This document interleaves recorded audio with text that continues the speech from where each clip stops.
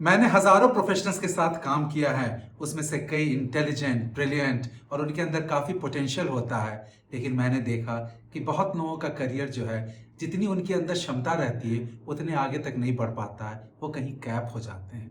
मैंने इस विषय में काफ़ी सोचा कि उनका करियर आगे क्यों नहीं बढ़ पाता है, तो ये पाया कि अधिकतर प्रोफेशनल जो हैं वो 7 तरह की करियर मिस्टेक्स करते हैं, जिनके कारण वो अपने करियर में आगे नहीं बढ़ पाते हैं। तो आप मेरे वीडियो को अंत तक देखें, जहां मैं 7 करियर मिस्टेक्स टू अवॉइड के बारे में बताऊंगा। और अगर आपने अब तक मेरे वीडियो को लाइक, शेयर और सब्सक्राइब नहीं किया है, then you please do it. पहला, underestimating the power of soft skill. Soft skill जो होता है, जैसे कि आप किस तरह से दूसरे के साथ बात कर रहे हैं, ऑपरेट कर रहे हैं, बिहेव कर रहे हैं, आपका इंटरपर्सनल स्किल्स किस तरह से है, ये सब बहुत मायने रखता है और इनको हम लोग सॉफ्ट स्किल कहते हैं। तो बहुत बार प्रोफेशनल को लगता है कि मैं अपने काम में बहुत अच्छा हूं तो मेरा काम अपने आप बोलेगा, लेकिन ये भूल जाते हैं कि soft skill is equally important. मैं आपको 3 प्रोफेशनल्स के बारे में बताता हूं जिन्होंने करीब करीब मेरे साथ करियर शुरू किया था। पहला प्रोफेशनल जो था वो हाई आईक्यू का था, एक टॉप कॉलेज से था और अकेले काम करना पसंद करता था।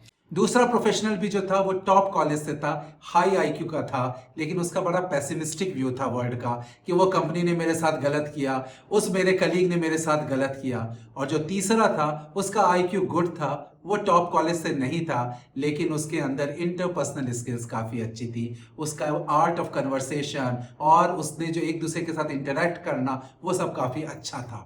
पहले 10 साल में जो पहला और दूसरा प्रोफेशनल था वो लोग करियर में फास्ट राइज किए, क्योंकि उन लोगों का आईक्यू जो था काफ़ी था। और 10 साल के बाद फिर जो नंबर 3 वाला प्रोफेशनल था वो धीरे धीरे करके आगे बढ़ने लगा और आज वो वाइस प्रेसिडेंट और सीएक्सओ है, जबकि नंबर 1 और 2 जो है मिडिल मैनेजमेंट में कैप हो गए हैं। तो एक सर्टेन करियर लेवल के बाद आपका सब्जेक्ट स्किल थोड़ा ऊपर हो या थोड़ा नीचे हो, उससे उतना फर्क नहीं पड़ता है जितना कि आपका सॉफ्ट स्किल्स जो है वो कितना अच्छा है कि नहीं, ये फर्क पड़ता है। तो आप अभी से अपने बिहेवियर के ऊपर ध्यान दीजिए, वॉच कीजिए कि आपका कौन सा बिहेवियर जो है इरिटेटिंग है, अपने मैनेजर से फीडबैक लीजिए और हर साल 1 या 2 बिहेवियर को इंप्रूव करने में लग जाइए। दूसरा, जेलसी। जैसे ही लोग कॉलेज से बाहर निकलते हैं वो अपने बैचमेट को ट्रैक करने लगते हैं कि कौन सा बैचमेट कितना अच्छा कर रहा है, और फिर वही कहते हैं अरे उसे गॉडफादर मिल गया, वो लकी हो गया, उसे ब्रेक मिल गया।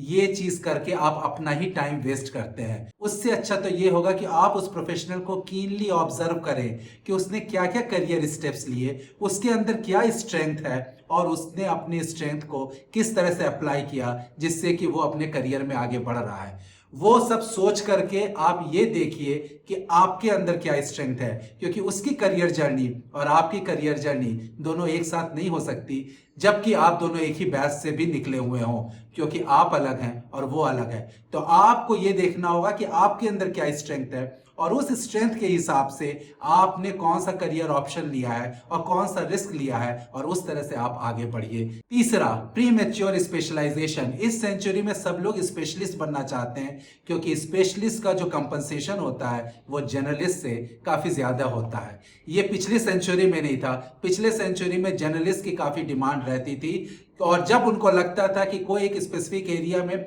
जर्नलिस्ट को हम फिट कर सकते हैं तो वो उन्हें ट्रेनिंग थोड़ा देते थे या थोड़ा कोर्स बताते थे। वो पूरे स्पेशलिस्ट तो नहीं बन जाते थे, लेकिन वो कहीं भी फिट हो जाते थे। हार्वर्ड बिजनेस रिव्यू में एक आर्टिकल आया जिसमें बताया कि कहां जर्नलिस्ट की ज्यादा वक्त होती है और कहां स्पेशलिस्ट की। उनके हिसाब से जो पुरानी इंडस्ट्री है जैसे oil and gas, mining, construction, वहां स्पेशलिस्ट को कम हायर किया जाता है, जर्नलिस्ट को ज्यादा हायर किया जाता है। और जबकि न्यू चीजें जो है जैसे क्वांटम कंप्यूटिंग, जीन एडिटिंग, इन सब में स्पेशलिस्ट को ज्यादा हायर किया जाता है। डेविड एप्स्टाइन की बड़ी फेमस बुक है रेंज, उसमें उन्होंने बताया है कि जैसे डोमेन्स जो हैं, पैटर्न रिकॉग्निशन, रिपीटेटिव मोशन वाले, ये सब जो है ऑटोमेट हो रहे हैं। तो ऑटोमेशन के इस समय में स्पेशलिस्ट की बहुत सारी जॉब्स भी ऑटोमेट हो सकती है। इसलिए आपके लिए अच्छा होगा कि आप प्रीमेच्योर स्पेशलाइजेशन ना करें, अपनी स्पेशलाइजेशन को थोड़ा डिले करें। इनिशियल फ्यू इयर्स में आपको जर्नलिस्ट बनना चाहिए, ना कि आपको स्पेशलिस्ट बनने के लिए सोचना चाहिए। और जर्नलिस्ट बन के आप डिफरेंट डिफरेंट वर्क एरियाज का एक्सपोजर लीजिए और तब आपको पता चलेगा कि आपका इंटरेस्ट किस एरिया में है। फिर फिर आप देखिए कि उस एरिया में आपको स्पेशलिस्ट बनना है कि नहीं, और वो एरिया जो है नियर फ्यूचर में ऑटोमेट होने वाला है कि नहीं। अच्छा होगा कि आप एक हाई क्लास जर्नलिस्ट बने जिसके अंदर क्षमता हो कि किसी भी एरिया को कम समय में सीख सके। चौथा मिस्टेक, ऑब्सेशन विद कंपनसेशन। अधिकतर लोग पैसे के पीछे भागते हैं। जो भी जॉब उनको ज्यादा पैसा देने वाला होता है वो उसी को लेना चाहते हैं। ये एकदम गलत है। इनिशियल ईयर ऑफ करियर में आपको वो जॉब लेनी चाहिए जहां आप सीख सकें, जहां वर्क एनवायरनमेंट अच्छा हो, जहां आपको मेंटर मिले, जहां आपके मैनेजर रोल मॉडल हो, जिसके कारण कि क्या होगा कि आप जो है फास्ट रैंप अप करेंगे और आप बेस्ट प्रैक्टिसेस सीखेंगे जो कि बाद में आके बहुत काम आता है। 5 से 7 साल तक आपको पैसे के पीछे नहीं भागना चाहिए, बल्कि आपको यह देखना चाहिए कि कहां आप जल्दी से जल्दी काफी अच्छी चीजें सीख सकते हैं। क्योंकि इनिशियल फ्यू इयर्स में एक जॉब और दूसरे जॉब के बीच में जो सैलरी डिफरेंस होती है वो कम होती है, लेकिन जैसे जैसे आप मिडिल और सीनियर मैनेजमेंट में जाते हैं सैलरी डिफरेंसेस काफी ज्यादा होने लगती हैं स्किल बेस्ड पे।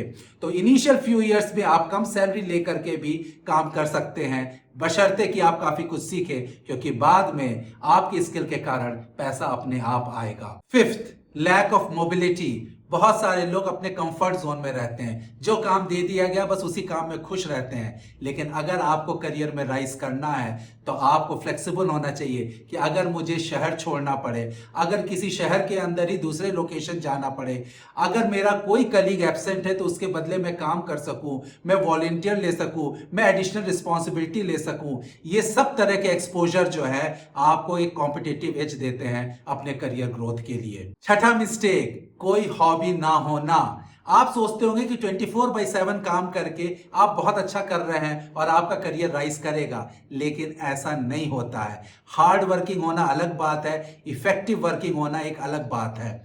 हॉबी होना बहुत ज़रूरी है, 1 या 2 हॉबी होना काफ़ी इंपॉर्टेंट होता है, क्योंकि डॉक्टर केविन एशलेमैन जो कि एक साइकोलॉजी प्रोफेसर हैं, उन्होंने एक रिसर्च किया, उसमें पाया कि जितना डिस्टेंट आपका हॉबी होगा आपके वर्क से, उतना ही आपके ऑफिस का वर्क परफॉर्मेंस इंप्रूव होगा। ये सीधी सीधी बात है कि एक ही काम करते करते मूड ऊपर नीचे हो सकता है, कभी मोटिवेशन कभी डिमोटिवेशन हो सकता है, लेकिन जब आप अपने आप को डिसरप्ट करते हैं, एक हॉबी करते हैं, हॉबी के बाद जो है आपका मूड अच्छा होता है और उस अच्छे मूड से आकर आप अपने काम में फिर से ध्यान लगा के अच्छा कर सकते हैं। तो इसीलिए बहुत ज़रूरी है कि आप अपना 1 या 2 हॉबी ज़रूर डेवलप करें। और 7वां मिस्टेक होता है लेजी इन नेटवर्किंग।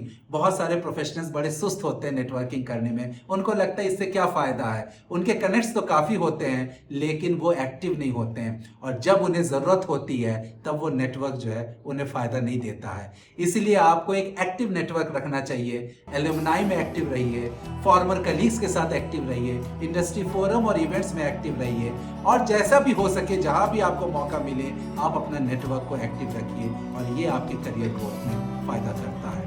तो प्रोफेशनल्स आपने देखा कि ये 7 करियर मिस्टेक्स को आप अवॉइड करेंगे, और ये इसमें से कोई भी आपका डोमेन या सब्जेक्ट स्किल नहीं है, तो इसके कारण आपका करियर जो है कैप नहीं होगा, आप अपनी क्षमता भर सक ऊपर बढ़ सकते हैं। I hope you like this video. Do like, share and subscribe to my channel. Thank you.